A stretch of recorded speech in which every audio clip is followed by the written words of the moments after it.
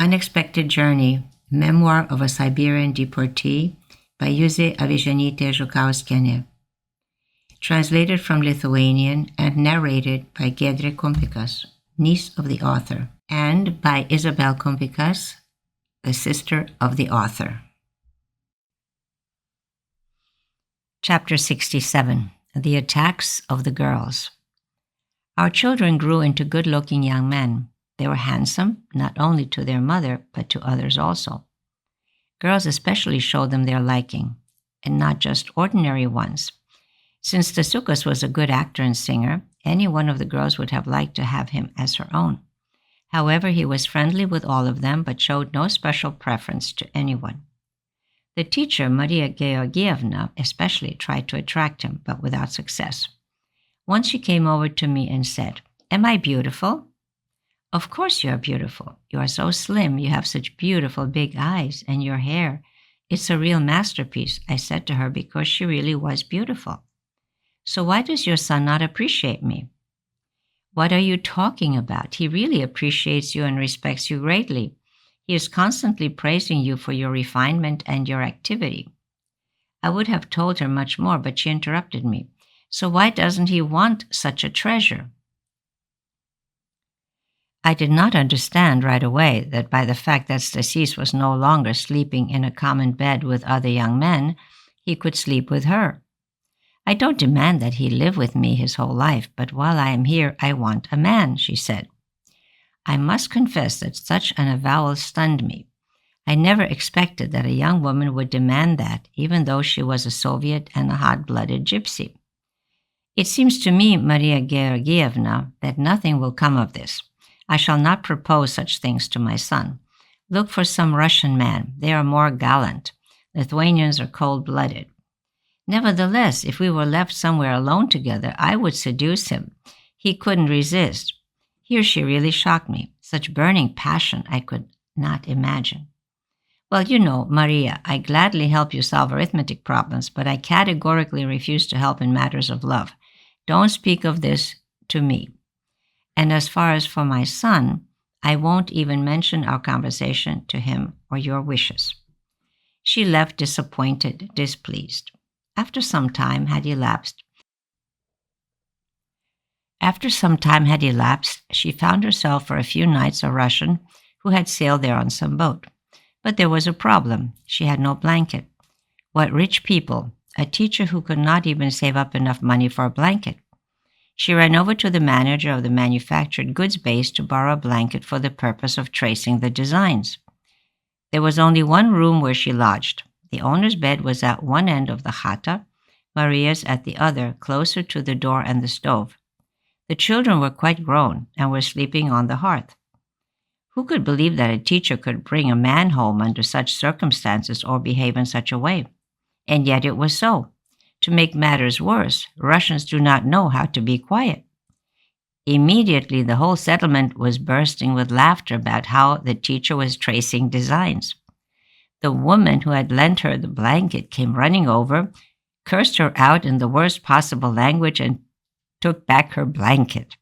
That man visited her a few more nights and then took off. Soon after, Maria moved away, not only from Melstroy, but out of the region completely.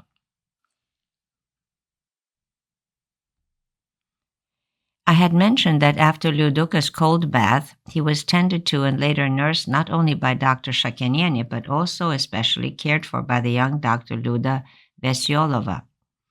When they wanted to send Liudukas off somewhere farther away or to a more difficult job, Dr. Ludmila immediately protested and wrote out a medical excuse. The group leader once said, "Don't bother him. He's walking around with the doctor hand in hand." Of course, Dr. Shakeniene could not behave so boldly. She was a deportee and was under constant surveillance and control. By contrast, Ludmila was free and had strong backing in Tomsk. She was not afraid of anything. You can't argue with a doctor. With her influence, the superiors appointed him as an electrician and were very pleased that he turned out to be a rather good specialist. The friendship of Liudukas and Luda became stronger. They often went to the club to dance or would go for walks together. Luda would quite often take his arm in public. But even the beautiful Luda was not content with dances and walks. She proposed marriage to Ludas. He became confused and immediately turned to me for advice. You know, my son, Dr. Luda is a very beautiful and very pleasant young woman, a doctor with higher education, but in my opinion, she does not suit you as a wife. You will only be her servant. She is even now dictating her wishes to you, and you carry them out obediently. Here, where there are no Russian people of her level, she likes you, but she won't stay here forever. You will remain not a widower, but no longer a young, unattached man. Besides, Russian women are not very constant in general. What guarantee do you have that after a while she will not tire of you? And so the friendship of the two Ludai cooled off. Dr. Luda was highly insulted. As if wanting to get even or to show that she had no shortage of men, she began to go to the dances with the Jew Gendler. She found no Russians of her station. Shortly thereafter, she moved away from Parbig altogether. And there was one other woman interested in Ludukas. A young widow, Giedrė, arrived from Komarovka. There she had been friends with the new chairman of the collective farm. He was not married, but had already chosen my former superior, Tonya, the daughter of the former chairman of the collective farm. She, of course, was angry at her competitor and complained to the commandant. The latter ordered the president to send Giedre to a farm 12 kilometers away as a milkmaid. Many people were getting permits to leave the collective farm.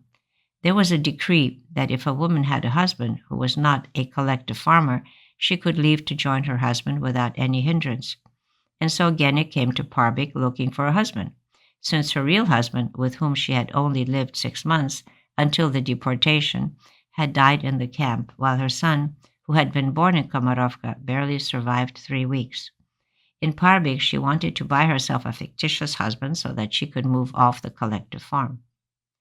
Until 1945, the union of a man and a woman in the Soviet Union had been unregulated, no marriage license, no obligations. After having lived together as long as they liked, a couple could later, if they grew tired of each other, go off wherever they pleased. Of course, most often it was the man who left, since the woman would have a child and all the worries were on her. It was a rare man who wanted to raise children and have family responsibilities. But the war was over. The officials had come in contact with cultured, civilized world where family relationships were handled differently. So in the USSR, family relationships were reorganized and suitable laws and registration for marriage licenses were introduced. And so Giedre offered one boy, then another, her former husband's boots, and sued so that he would register with her as her husband.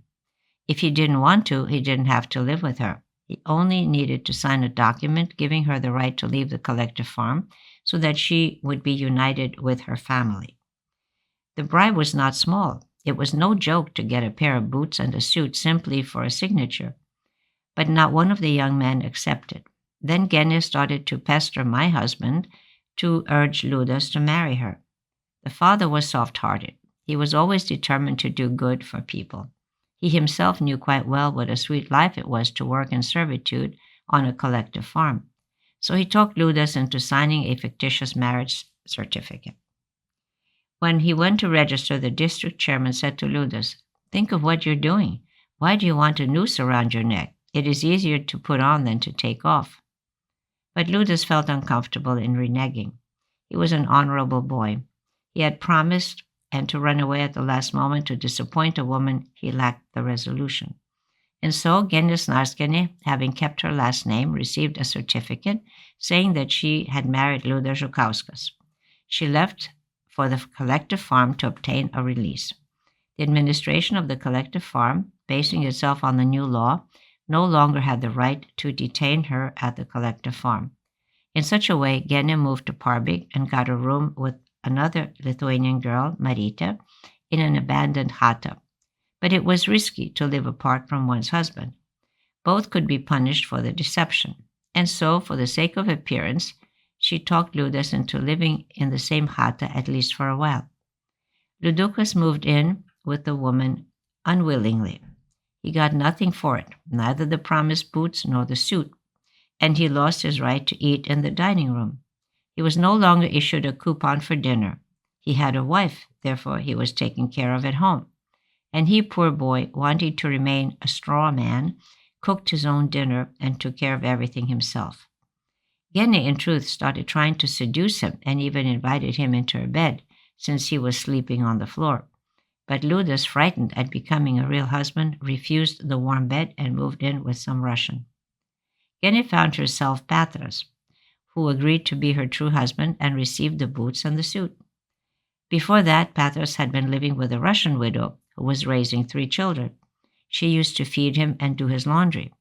With great vexation, she cursed the deserter Petras and the seductress Giedre, although such morals surprised no one.